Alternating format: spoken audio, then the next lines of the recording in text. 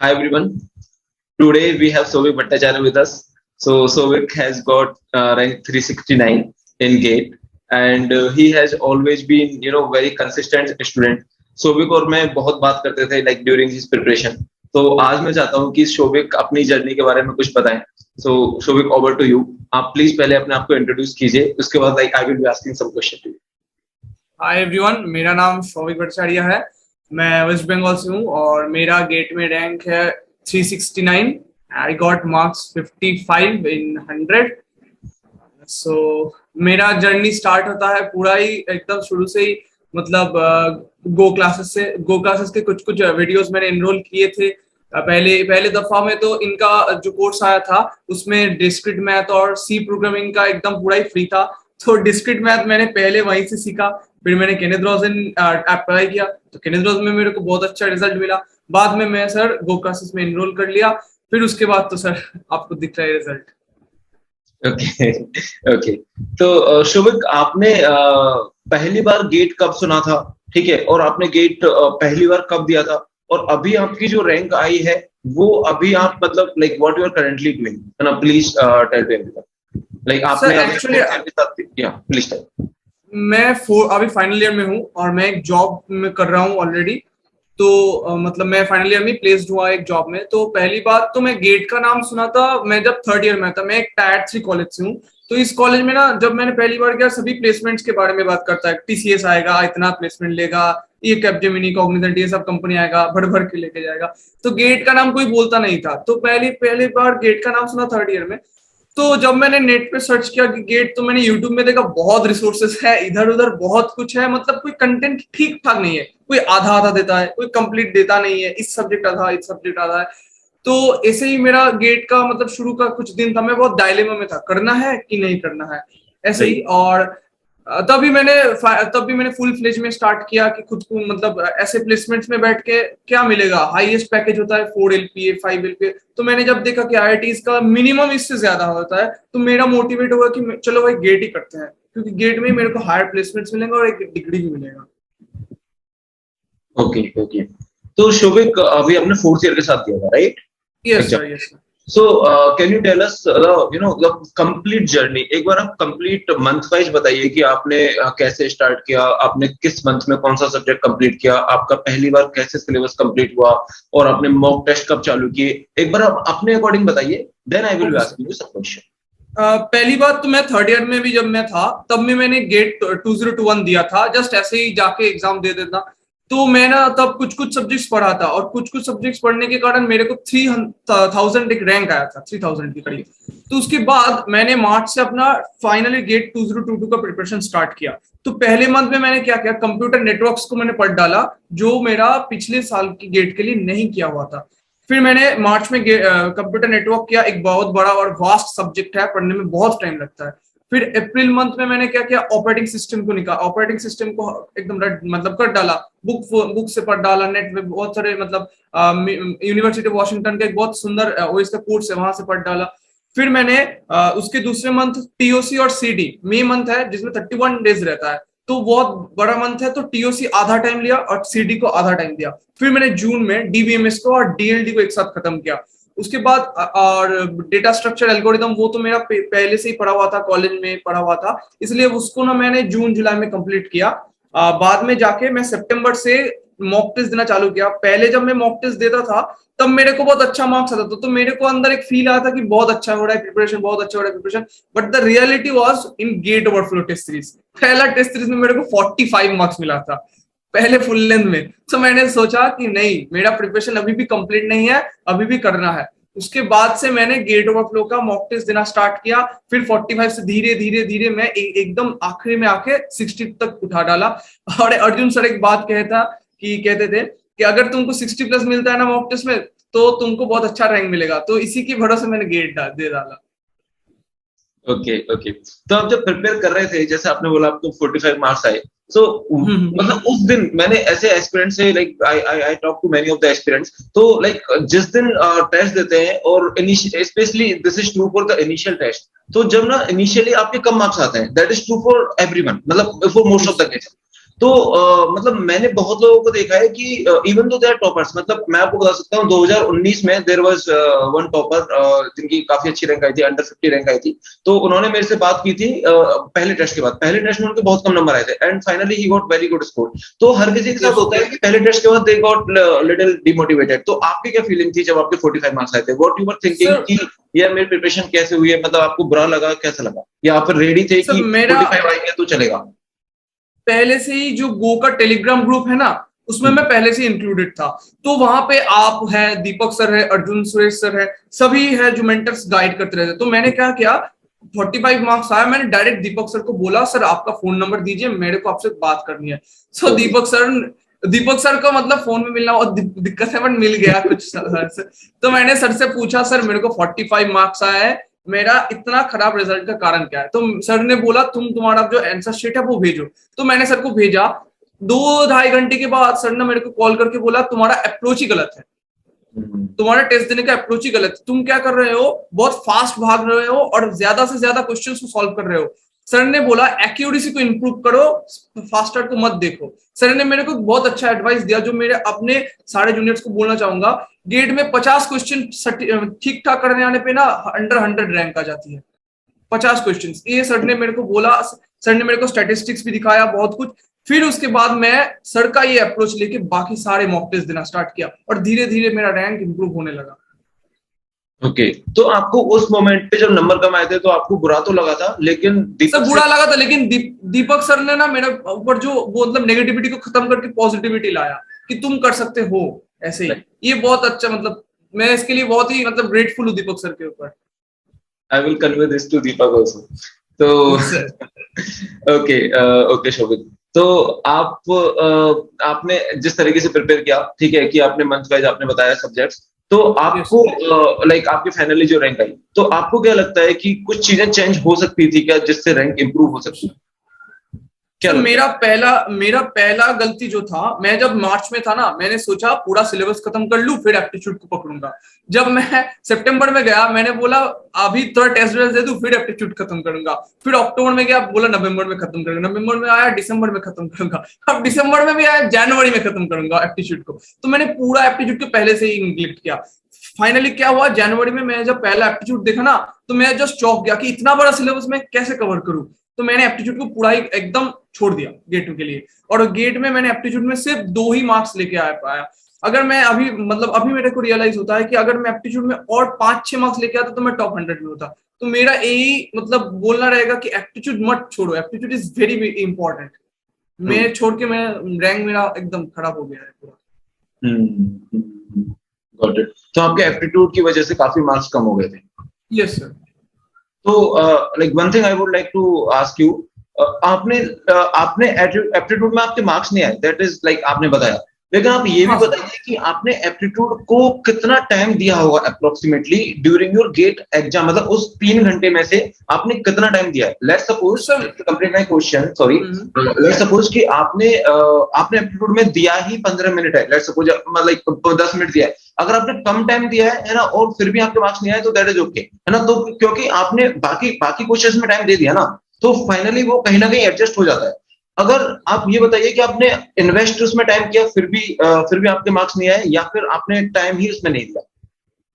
Sir पहली बात तो देखिए सर, मैं एग्जाम हॉल में जाने से पहले ही सोच के लिया था कि जो टॉपिक्स मैंने किया नहीं था उसमें मैंने हाथ नहीं देना, और जो टॉपिक्स मैंने किया है उसको मैंने हाथ देना। तो मैंने क्या किया, एग्जाम हॉल में जाके एक सर्टेन टाइम के बाद आता है ना कि और टेक्निकल सॉल्व हो नहीं रहा, कुछ ना कुछ करके मेरे को एप्टीट्यूड करना है ताकि मेरा माइंड थोड़ा फ्रेश हो। तो मेरे को वो टाइम मिला ही नहीं कि एप्टीट्यूड में जाके चेक करो कि क्या क्वेश्चंस है। एकदम एंड में आके मेरे को एक ही प्रोबेबिलिटी का क्वेश्चन देखा जो बहुत स्ट्रेट फॉरवर्ड और सिंपल था। मैंने क्या किया, उसमें अपना टाइम इन्वेस्ट किया और वही करके आया। बाकी मैंने क्वेश्चन सिर्फ रिव्यू करके रखा था। मतलब मेरे को समझ में नहीं आ रहा था क्या करना है क्या नहीं करना, मतलब अप्रोच ही नहीं आ रहा था एप्टीट्यूड के लिए। तो आपने क्वेश्चंस पढ़े थे लेकिन अटेम्प्ट नहीं किए थे, मतलब आपने बहुत ज्यादा टाइम इन्वेस्ट नहीं किया? नहीं सर, हार्डली 10 मिनट होगा। ओके, तो आपको क्या लगता है कि आपने 10 मिनट एप्टीट्यूड का दिया, ठीक है, आपको क्या लगता है जो अगर आप ज्यादा एप्टीट्यूड में देते तो क्या आपके मार्क्स बैलेंस ही होते, विच मींस कि आपने जो 10 मिनट में दिया, आपने जो बचाया टाइम एप्टीट्यूड से, वो आपने बाकी जगह दिया, राइट? Yes sir. है ना। तो which benefited you? I think maybe like आपको क्या लगता है कि वो उससे आपको बेनिफिट हुआ कि नहीं हुआ? एप्टीट्यूड को अभी साइड में रखते हैं, बाकी का जो आपने टाइम दिया, अगर एप्टीट्यूड में लेट सपोज आप हाफ एन आवर दे दें, तो फिर आपको आपको क्या लगता है कि दूसरी जगह कुछ प्रॉब्लम होती क्या? सर एक्चुअली गेट के जो 2022 का जो पेपर था ना, उसमें कुछ कुछ क्वेश्चंस थे जो मतलब एग्जाम हॉल में होने ही नहीं थे। लाइक एक था आपका जो मतलब एलयू डिकम्पोजिशन के ऊपर क्वेश्चन, बहुत बड़ा था और टाइम कंज्यूमिंग था। मैंने क्या किया, मेरे को एग्जाम हॉल में बैठ के मैंने पहली बार उसको ट्राई किया, उसमें मेरा 2-3 मिनट लगा। तो मेरे को लगा कि मेरे को इस क्वेश्चन को सॉल्व करना ही है। मैं एक ईगो पे ले लिया इस क्वेश्चन को सॉल्व करते, और वहीं से मेरा पेपर खराब होना स्टार्ट हो गया। मतलब ईगो मेरे को एकदम खराब कर दिया पेपर। वो एलयू डिकम्पोजिशन। टाइम मैनेजमेंट काफी इंपॉर्टेंट है। यस आप सर, वहां से उस क्वेश्चन से अगर आप टाइम निकालते तो शायद एप्टीट्यूड में कर पाते, है ना? एग्जैक्टली तो सर। आपने एप्टीट्यूड को इतना प्रिपेयर नहीं किया था, लेकिन aptitude is something which is natural to every engineer. तो आप यस शायद सर। डायरेक्टली भी अटेम्प्ट कर सकते थे एप्टीट्यूड को, राइट? तो यस सर, एग्जाम में वो टाइम मैनेजमेंट की वजह से you एकदम got sir. you were not able to get under 100. So you told me like till now I have got two reasons for which you might not be like you have not got under 100. One is that during your preparation you have neglected aptitude. Second is that yes you were little bit not able to manage your time during the exam. Time. तो आपको और क्या reasons लगते हैं कि जिस वजह से आपके अंडर आ सकती थी लेकिन आ नहीं पाई? सर और रीजंस मैं ये बोलूंगा कि मैंने जब ना कुछ कुछ टॉपिक्स मैंने छोड़ के रखे थे, लाइक टीओसी का डिसाइडेबिलिटी। एकदम एंड में जाके मैंने दीपक सर की, मैंने सोचता था कि टीओसी का डिसाइडेबिलिटी है ही डिफिकल्ट, वो कोई नहीं पढ़ा सकता। मैं दीपक सर की भी वीडियो नहीं देखा था। एकदम एंड में आके मेरे मतलब गो के टेलीग्राम ग्रुप में मेरा एक दोस्त था, उसने बोला भाई तू दीपक सर का वीडियो देखा कर, तेरे को अनडिसाइडेबिलिटी समझ में आ जाएगा। तो मैंने क्या किया, दीपक सर का वीडियो देखा डिसाइडेबिलिटी। उसके बाद दिसंबर में मेरे को आई, अच्छा भाई ये डिफिकल्ट नहीं है, ये पढ़ाते लोग डिफिकल्ट है बट है ये इजी। ऐसे ऐसे बहुत सारे टॉपिक्स मैंने दिसंबर में कवर किया। लाइक एक था डिसाइडेबिलिटी, दूसरा था डीबीएमएस का, जो हर किसी के पास एक मिसकॉन्सेप्शन है, जो 2NF में पार्शियल डिपेंडेंसी की वजह से एक चीज है जो दीपक सर बोलते हैं, वो हर किसी का मिसकॉन्सेप्शन है। वो मेरे को भी था, मैंने भी ठीक किया। अच्छा, और एक था जो चेज एल्गोरिदम था दीपक सर का, जो आपका डिकम्पोजेबल मतलब वो चीज था, लॉसलेस डिकम्पोजेबल, वो मेरा एकदम खराब था, मैंने ठीक किया। फिर डीएलडी डिजिटल लॉजिक डिजाइन का मैं जानता ही नहीं था सीक्वेंशियल सर्किट्स का इतना डिफिकल्ट क्वेश्चन बन सकता है। दीपक सर कहां से बुक उठा के क्वेश्चंस लेके आते थे, दिखा देते लाइक मेरे को पता ही नहीं था। फिर आपका जो था प्रोबेबिलिटी में मतलब डिस्ट्रीब्यूशन या फिर कैलकुलस में जो टेक्निक्स था, जो शॉर्टकट आपने दिखाया था इंटीग्रेशन का, एकदम एंड में मैंने वो उसको देख के एग्जाम देने गया। तो मेरा प्रिपरेशन ऐसे ही खड़ा मतलब क्या बोलूं, आधा आधा था। एकदम एंड में आके मैंने पूरा किया ठीक ठाक से। राइट। मतलब कुछ कुछ गैप्स थे जो आपने बाद में फिल किया, अगर आप उनको थोड़ा सा पहले फिल कर लेते तो ज्यादा अच्छे से मैनेज हो जाता। एकदम sir. And apart from I think preparation, मतलब प्रिपरेशन तो एक अपनी जगह होती ही है, एक साइकोलॉजी भी अपनी जगह आ जाती है कि यार मैंने तो लास्ट में इतनी सारी चीजें की हैं, वो भी एक फैक्टर आ जाता है, मुझे ऐसा लगता है। अगर आप वही चीज वही प्रिपरेशन आप 1 महीने पहले कर लेते, वही टॉपिक्स आप 1 महीने पहले कर लेते, तो एक साइकोलॉजिकल फैक्टर भी आ जाता है कि हाँ मैंने मतलब अच्छे से 1 महीने पहले ही कवर कर लिया था। कॉन्फिडेंस आता है।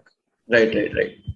तो शौविक, अभी आपके क्या फ्यूचर प्लान्स हैं? Like are you preparing for research interviews like for MTech research in IIT and ISC, and are you planning to give GATE next year also, like even though you got top rank, मतलब पर फिर भी ऐसा होता है ना, एक जील होती है कि यार सिंगल डिजिट लानी है या फिर डबल डिजिट लानी है, एक अपने आप को होता है। क्योंकि एक बार GATE की प्रिपरेशन कर लेते हैं, क्योंकि मैं आपके बैकग्राउंड में पीछे देख रहा हूँ, you have prepared so hard, if I'm not, ये सारा गेट से रिलेटेड ही है, एकदम सर। तो अगर आपने इतना अच्छा प्रिपेयर किया है, इतनी मेहनत की है, तो फिर एक होता है कि यार अंडर 100 लानी थी। तो आपके अभी फ्यूचर प्लान्स क्या हैं, और क्या आप उसमें गेट रखना चाहोगे कि मैं फ्यूचर में गेट एक और बार दूंगा? सर मेरा एक्चुअली दीपक सर से अभी भी बात होता है, तो मैंने सर को एकदम क्लियर कट बोल दिया कि सर मैं IISc का फॉर्म फिलअप किया है, अगर उसमें जो कोडिंग राउंड है उसमें मैं अच्छा कर पाऊँ कुछ भी तरह से, अगर मैं IISc या फिर IIT D इन सारे टॉप इंस्टीट्यूट में मिल जाए मेरे को, तो मैं चले जाऊंगा। बट अगर नहीं मिला तो मेरे को रीअपियर करना ही है, क्योंकि IISc के अलावा मेरे को कुछ मतलब मेरे पर्सनल चॉइस वही है, मेरे को वहीं पे जाना है, इसलिए मैं अरगबड़ कर रहा हूँ, मतलब और एक बार चलना चाहता हूँ। समझा। तो अभी आप कोडिंग का प्रिपरेशन कर रहे हो? हाँ सर। ओके। तो आपको लाइक ओवरऑल क्या लगता है कि प्रिपरेशन के अलावा ठीक है, प्रिपरेशन के अलावा इन जनरल, मतलब not related to you only, in general आपको क्या लगता है कि लक कितना इंपॉर्टेंट है गेट में, कि मतलब कितना रोल प्ले, किसी लक लाइफ में, मुझे like this is personal opinion, मुझे ऐसा लगता है कि थोड़ा बहुत हर जगह प्ले करेगा ही करेगा, ठीक है, थोड़ा बहुत प्ले करेगा ही करेगा। गेट में आपको कितना लगता है कि कितना परसेंट लक रोल प्ले कर रहा है? सर देखिए, लोग ना ठंडे दिमाग से जो काम करेगा ना वो उसमें 100% आएगा ही आएगा एक्यूरेसी। अब ठंडे दिमाग का कोई लक कहता है तो मैं नहीं जानता, लेकिन लक फक कुछ नहीं होता सर, होता है ठंडे दिमाग से काम करना। 3 घंटा अपना पेशेंस सिर्फ कंप्यूटर स्क्रीन में होगा और नोट पैड कर चलता रहेगा, हो जाएगा सर, इजीली 100 हो जाएगा, क्योंकि ये बहुत डिफिकल्ट एग्जाम नहीं है। आप घर पे करते हैं जो चीज, वो जाके आपको एक अलग सिनारियो में करना पड़ता है। और ठंडे दिमाग में आप आएंगे तो टॉप 100 आएगा। मेरा ठंडे दिमाग नहीं था, मैं ईगो में चला गया था तो मेरा खराब हो गया। इसलिए अगर जो ठंडे दिमाग में था उसका टॉप 100 आया है डेफिनेटली। तो जो आप बोल रहे हो कि ठंडा दिमाग, ठीक है, तो ये डेवलप कैसे करना है, ठंडा दिमाग सर रखा ये तो कैसे? सर ये तो सर एकदम मतलब बहुत सारे टेस्ट आपको देना पड़ेगा और डिफिकल्ट टेस्ट देना पड़ेगा। मतलब आप इजी इजी टेस्ट देंगे तो आपको 70 आ जाएगा, 80 आ जाएगा तो बहुत खुश, चलो मेरा प्रिपरेशन बहुत अच्छा, बट ये रियलिटी नहीं है। आप अगर गेट ओवरफ्लो में ना 70-75 लाते हैं, आप एग्जाम हॉल में जाके ही बोल देंगे मैं फोड़ दूंगा इसमें। Right right right.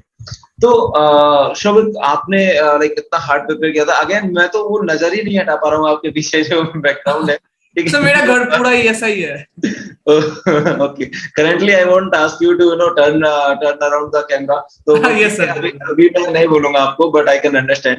तो आप मुझे ये बताइए कि लाइक आपकी गो क्लासेस ने कितनी हेल्प की थी, और किस किस सब्जेक्ट में आपने आपने गो क्लासेस से हेल्प ली थी, और पर्टिकुलरली आपको क्या लगता है कि गो क्लासेस किस तरीके से हेल्प कर रहा है स्टूडेंट्स की, विच मीन्स आपने थोड़े से एग्जांपल्स मुझे बताए, जैसे पार्शियल डिपेंडेंसी का एक कंसेप्ट है जो कि सब लोगों को गलत ही पता है, राइट है ना, जो आपने अभी एग्जांपल बताया, अनडिसाइडेबिलिटी का आपने भी एक एग्जांपल बताया, कैलकुलस का आपने भी एक एग्जांपल बताया, ठीक है, ये ऐसे एग्जांपल्स हैं। इट्स नॉट लाइक कि मतलब मुझे भी पर्सनली ऐसा लगता है सीरियसली कि इट्स नॉट लाइक कि we are teaching them just in usual way, मतलब हम ये भी बता रहे हैं कि क्योंकि over the years we have seen over the gate overflow कि लोगों को क्या क्या मिसकंसेप्शंस हैं, तो वो मिसकंसेप्शन सारे हम क्लियर कर रहे हैं। आपको क्या लगता है कि और क्या क्या मिसकंसेप्शंस हो सकते हैं लोगों के जो हम क्लियर कर रहे हैं, और आपके मतलब आपकी गो क्लासेस ने कैसे हेल्प की?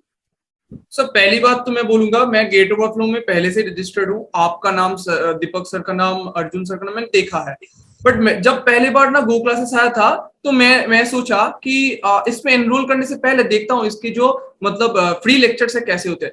डिस्क्रीट मैथ में, कमिंग टू डिस्क्रीट मैथ, वहां पे मैं आया, लोग डिस्क्रीट मैथ कैसे बोलते हैं, मैथ को लोग सोचते क्या एक मतलब थ्योरी बोल देते हैं चले जाते हैं, कोई कुछ करता नहीं है, खुद कर लो, नहीं करना नहीं कर लो, केनिद्रोजन पढ़ डालो। लेकिन दीपक सर आया एक दूसरे अप्रोच लेके। वो पहला चैप्टर जो प्रोपोजिशन है उसमें पी इंप्लाइज क्यू, इसका 11 एग्जाम्पल दिया था उन्होंने कि पी इंप्लाइज क्यू क्या था, इफ पी देन क्यू। मतलब ये तो ढूंढ ढूंढ के मैं पागल हो जाता, कहाँ पे मिला। तो आप लोग ना ऐसे बहुत सारी चीजें ढूंढ ढूंढ के लेके आते हैं जो हमको हेल्प करता है।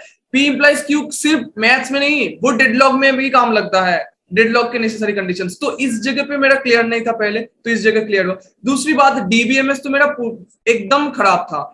मैं तो डिकम्पोजिशन करता कैसे, ऐसे एकदम सिंपल सिंपल तरीके से, बट दीपक सर ने लेके आया लॉसलेस डिकम्पोजिशन, मतलब कौन लॉसलेस होगा कौन लॉसी होगा यूजिंग चेज एल्गोरिथम। तो ये तो पता ही नहीं था ऐसा कोई एल्गोरिथम है। बुक तो मैं कभी पढ़ता ही नहीं था, डीबीएमएस का बहुत मोटा बुक है, वो पढ़ने के लायक नहीं। और है डिसाइडेबिलिटी। लोग बोलते हैं उलमैन पढ़ डालो, उलमैन पढ़ डालो। अरे मेरे को बहुत दिक्कत होती है उलमैन की लैंग्वेज समझ में, क्योंकि मेरा इंग्लिश उतना अच्छा नहीं है, तो मेरे को बहुत दिक्कत होती है उलमैन पढ़ने में।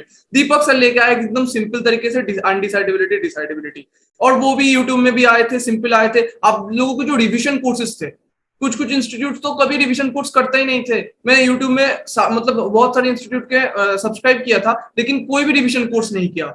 सिर्फ गो क्लासेस एकदम डेडिकेटली। दीपक सर 4-5 घंटे से रिवीजन क्लास करते थे। 9 बजे शुरू होता था, रात के 1 बजे तक दीपक सर क्लास करते थे। आप कभी मतलब सर क्या करते मेरे को पता नहीं, लेकिन सर 9 बजे से रात 1 बजे तक क्लास कराते थे, और मैं 9 बजे से एकदम देखता था। कभी कभी तो मैं देखता भी नहीं था। मतलब दीपक सर का लेक्चर पूरा एनपीटीएल की तरह है, बहुत टाइम से चलेगा और बहुत कंटेंट मिलेगा। ये सबसे बड़ी बात है, बहुत सारे कंटेंट मिलेगा जो एनपीटीएल के लेक्चर से रिलेटेड है। तो मैं बोलूंगा मेरे बहुत सारे जो चीज है मैंने मतलब एकदम ही नहीं किया था, वो यहाँ से क्लियर हुआ। टीओसी में हुआ, नेटवर्क में मेरे को सबनेट सुपरनेट में प्रॉब्लम आती थी, वो ठीक हुआ। लाइक और भी बहुत सब्जेक्ट्स, ऑपरेटिंग सिस्टम्स में मेरे को फाइल समझ में नहीं आती थी, फाइल ठीक हुआ। ऐसे ही करके मतलब जो जो गैप्स थे मेरे बुक से नहीं हुआ, इधर उधर से नहीं हुआ, वो इधर आके मेरे को फिल हुआ। Thank you for recognising our efforts कि आपने मतलब इतना प्रेज किया, बहुत अच्छा लगा मुझे, क्योंकि मतलब मुझे एक्चुअली फैक्ट्स मुझे पता है, ठीक है ना, कि हम लोग क्या करा रहे हैं, like I know it as a what I can say, मतलब एज अ रैंकर भी मुझे पता है कि मेरी रैंक आई है या फिर मैंने आईएससी से पढ़ा है, तो मुझे पता है कि what is true what is not. But ये चीजें अगर मैं बोलूंगा तो इट इज नॉट गुड। मतलब मैं like I should not be praising myself, it is like we never do the self praise. तो ये आप बोल रहे हो which is I think should be genuine, मतलब एस्पिरेंट्स तक ये बात जा रही है। तो आई होप कि मतलब लोगों को पता चले कि असली कंसेप्ट क्या है, and that was the motive of my and Deepak when we came to the Go classes, like we just not started a coaching की, मतलब हमारा ऐसा था शुरू में कि इसके नीचे मतलब Go classes की टैगलाइन होनी चाहिए कि this is not just another coaching, and another is in the capital, this is not a typical coaching the where you are learning the wrong concept, you know from very traditional way. So you will be learning new concepts, you will be learning correct concept, you will be learning from the standard resources. तो आपने भी अगर notice किया ही होगा कि मतलब दीपक के lectures या मेरे लेक्चर्स अगर आपने देखा हो, तो there will be screenshots in many of the time, like standard resources के तो बहुत सारे स्क्रीनशॉट्स हैं। So thank you Shobhik. अभी मतलब if you like then please एक अपनी तरफ से बिल्कुल दिल खोल के एक बार गेट एक्सपीरियंस को मैसेज दो कि किस तरीके से प्रिपरेशन करनी चाहिए, क्या गलतियां कर सकते हो वो मत करो, आपकी क्या गलती थी वो एटलीस्ट आप बताओ कि इस तरीके की गलती ना करो, है ना। और फाइनली अंडर 100 के लिए आपको किस तरीके से प्लान करना चाहिए, आपको क्या लगता है कि about the initial months, let's suppose अभी मार्च चल रहा है, ठीक है, तो मार्च अप्रैल मई जून इनको मतलब यूटिलाइज किया जाए या फिर जुलाई से प्रिपरेशन भी चालू कर सकते हैं। तो इसके बारे में आप एक बार दिल खोल के open your heart out and let every gate experience know that what should be done for the people. Yes sir, actually अभी जो मंथ चल रहा है ना, मार्च, लोग बोलते हैं कि जुलाई से स्टार्ट करो, रैंक लेके आओ। ये बहुत जो इंटेलिजेंट होते हैं उसके लिए है, हम जैसे सिंपल स्टूडेंट्स के लिए ना पहले से ही एकदम मेहनत करना जरूरी है। क्योंकि आप तो देखिए, अगर आप सोचेंगे मैं बहुत इंटेलिजेंट हूँ, that is not a good thing. आपको सोचना है मैं बहुत सिंपल स्टूडेंट हूँ, मेरे को मार्च से ही स्टार्ट करना है। अभी ये जो पहले मंथ्स है ना, इसमें जो बड़े बड़े सब्जेक्ट्स है लाइक सीएन, एक बहुत वास्ट सिलेबस है, उसको अच्छे से मतलब आपके लेक्चर्स तो है ही, अच्छे से मतलब खुद की क्लैरिटी के लिए अगर बुक भी जरूरत है ना, फॉर्जन है, क्रोज एंड रॉस है, पढ़ डालो वो सब। उसके बाद आता है एक दूसरा सब्जेक्ट जो है ऑपरेटिंग सिस्टम, जो भी एक सिस्टम सब्जेक्ट है, और वो भी बहुत वास्ट नहीं है लेकिन है थोड़ा डिफिकल्ट है वो सब्जेक्ट। आपके लेक्चर्स देखा, उसके बाद खुद की अगर कुछ मतलब लगेगा, बुक टुक लगेगा, तो गैल्विन या फिर बहुत सारे तननमम है, जस्ट पढ़ डालो, उसके एक्सरसाइज कर डालो, तो इससे कॉन्फिडेंस आता है। जितने ज्यादा क्वेश्चंस होंगे उतने ज्यादा कॉन्फिडेंस आएंगे। उसके बाद छोटे छोटे जो सब्जेक्ट्स आएंगे, टीओसी एमसीटी छोटा सब्जेक्ट है, एल्गोरिदम और डेटा स्ट्रक्चर अगर आपने कवर नहीं किया तो इनिशियल में कर डालो, क्योंकि इंटायर गेट के लिए वो तो लगेगा। और मैथ तो है ही, मैथ तो रोज ही करना है। अगर मैथ एक दिन बंद हो गया तो दूसरे दिन आप मैथ का पूरा भूल जाओगे पिछले दिन मैंने क्या किया। मैथ तो रोज ही बनता है। You will say that gate experience को नहीं ही करना चाहिए, मतलब क्या आपको क्या लगता है कॉमन मिस्टेक जो कर सकते हैं वो अवॉइड कर दो एटलीस्ट। एक कोई कॉमन मिस्टेक आपने जनरली ऑब्जर्व की हो। पहली बात तो एप्टीट्यूड मत छोड़ो, एप्टीट्यूड करो और कुछ भी टॉपिक मत छोड़ो। और जो भी टॉपिक पढ़ोगे ना, स्टैंडर्ड रिसोर्स या फिर स्टैंडर्ड मटेरियल से पढ़ो, इधर उधर से उल्टा सीधे मत पढ़ो। नेट पे जाके सर्च करोगे तो उल्टा सीधा आंसर्स मिलेंगे, कोड़ा में बोलो, कहीं पे भी बोलो, उल्टे सीधे आंसर्स उल्टे सीधे लोग देते हैं। ठीक ठाक मटेरियल पढ़ो, ठीक ठाक यूनिवर्सिटी से पढ़ो या फिर बुक से पढ़ो, स्टैंडर्ड बुक से। और कुछ भी सब्जेक्ट टॉपिक को मत छोड़ो। लोग बोलते हैं ना कि मैंने ये सब्जेक्ट छोड़ दिया, मेरा टॉप 100 आ गया। उसका आ सकता है क्योंकि वो लेजेंड हो सकता है, लेकिन तुम सिंपल स्टूडेंट हो, तुमको सब कुछ करके जाना है। Yes, that I will also emphasize कि अगर आपके पास टाइम है तो अर्ली मंथ्स को आप अच्छे से यूटिलाइज करो। कि अभी मार्च चल रहा है, मार्च अप्रैल मई जून जुलाई, एटलीस्ट अगर आप जुलाई तक को अच्छे से यूटिलाइज कर लोगे तो रैंक तो गारंटी है। क्यों? क्योंकि आपको ना ऑटोमेटिकली कॉन्फिडेंस आ जाएगा, और जब कॉन्फिडेंस आता है ना तो इंसान फिर उस चीज को छोड़ता नहीं है, फिर उस चीज को और अच्छे से करता है। तो अगस्त के बाद तो आप और अच्छे से करोगे, और अगर आप जुलाई में प्रिपरेशन स्टार्ट करोगे, थोड़ी सी भी इनकंसिस्टेंसी रही है ना, तो अक्टूबर नवंबर तक आके आपका सिलेबस भी नहीं होगा, और उस टाइम पे आपको ऐसा लगेगा कि let's prepare for the next year. तो ये कॉमन मैंने ट्रेंड देखा है कि पहले तो सीरियसली नहीं लेते हैं लोग चीजों को, फिर जुलाई में आके सीरियसली लेते हैं और फिर नवंबर में आके बोलते हैं now I will prepare for the next year. So yes, this is what I have also observe. Sir fact होता है क्या, अक्टूबर नवंबर में क्या होता है, एक पूजा फेस्टिवल्स आता है एक के बाद एक. आप देखेंगे तो वेस्ट बंगाल में अक्टूबर में दुर्गा पूजा चलेगा, फिर लक्ष्मी पूजा आएगा, फिर दिवाली आएगा, फिर इधर उधर आएगा. तो लोग भटकते रहेंगे, हो नहीं रहा छोड़ दो, दोस्त बोलेंगे छोड़ दो, चलो नेक्स्ट टाइम फिर हो जाएगा. तो thank you so much Sovik for joining us. और अगर आपके पास ऐसा कोई क्वेश्चन हो जिसको मैं आंसर कर सकता हूं तो please let me know, please ask. Sir मेरा आपसे एक ही रिक्वेस्ट रहेगा कि गेट ओवरफ्लो का टेस्ट सीरीज में बहुत सारे टेस्ट दीजिए सर, कम रहता है. Definitely. धक्का खाने के लिए कम टेस्ट रहता है. That's very nice feedback, and in fact, like we have already worked on this. So इस साल Gate Overflow plus Go classes, there will be like a test series which will be for like Gate Overflow and Go classes will be launching together. इस साल number of tests at least दुगने होंगे जो पिछले साल थे. At least. अच्छा. Like might be more than that, and we will plan for this. So there will be at least 2 times tests because अभी Gate Overflow के जितने टेस्ट हैं उतने तो हम देंगे ही as a Go classes, उससे आगे भी देंगे. So we will definitely work on this. Sure. Yes. तब बहुत अच्छा होगा क्योंकि वही एकदम स्टैंडर्ड टेस्ट है जो गेट का ऑलरेडी रिजल्ट है, उसका ही पेपर. So भी आपने मॉक टेस्ट में आप अपियर हुए थे क्या Go classes ने जो 2 मॉक टेस्ट निकाले थे?